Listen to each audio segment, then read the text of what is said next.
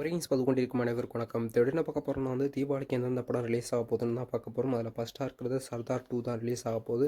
இதே 2 வருஷத்துக்கு முன்னாடி சர்தார் 1 தீபாவளிக்கு தான் ரிலீஸ். அதனால் வெற்றியால் சர்தார் 2வையும் தீபாவளிக்கே கொண்டு வரலான்னு படக்குழு முடிவு பண்ணியிருக்கு. இந்த படத்தில் யார் நடிச்சிருக்க வகையில் கார்த்தி, எஸ்.ஏ. சூர்யா தான் அந்த படத்தில் வில்லன்.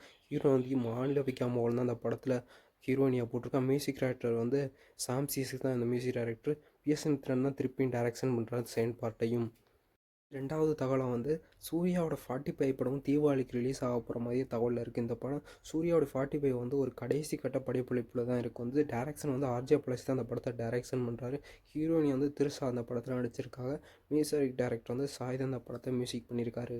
மூணாவது படமாக தீபாவளிக்கு ரிலீஸ் ஆக போகிற படம் தான் நீக். இந்த படத்தில் யாராவது நடிக்கிறான்னு பார்க்கல, பிரதீப் ரங்கநாதன் ஹீரோ நடிக்கிறாரு. கீர்த்தி செட்டி இந்த படத்தில் ஹீரோயின் நடிக்கிறாங்க. மியூசிக் டைரக்டர் அனிருத் அந்த படத்தை மியூசிக் பண்ணுறாரு. இதில் எஸ்.ஏ. சூர்யாவும் இந்த படத்தில் நடிக்கிறார். வேறு விக்னேஷ் சிவன் தான் அந்த படத்தை டைரக்ஷன் பண்ணியிருக்காரு. இந்த படமும் தீபாவளிக்கு தான் ரிலீஸ் ஆக போகிற மாதிரி தகவல் வந்திருக்கு.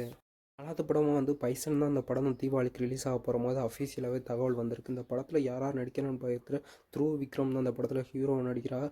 ஹீரோயினி அனுபவம் தான் அந்த படத்தில் ஹீரோயின் நடிக்கிறா. டேரக்ஷன் மாரி செல்வராஜ் தான் அந்த படத்தை டேரக்ஷன் பண்ணுறாரு. Music director Santhosh Narayanan. இந்த படமும் தீபாவளிக்கு ரிலீஸ் ஆக போகுது. எந்த படத்துக்கு தீபாவளிக்கு ரிலீஸ் ஆனால் நீங்கள் போவியன்னு கமெண்ட் பண்ணுங்கள். இந்த வீடியோ பிடிச்சா லைக் பண்ணுங்கள். அடுத்த வீடியோ பண்ணுறதுக்கு மோட்டிவேஷனாக இருக்கும்.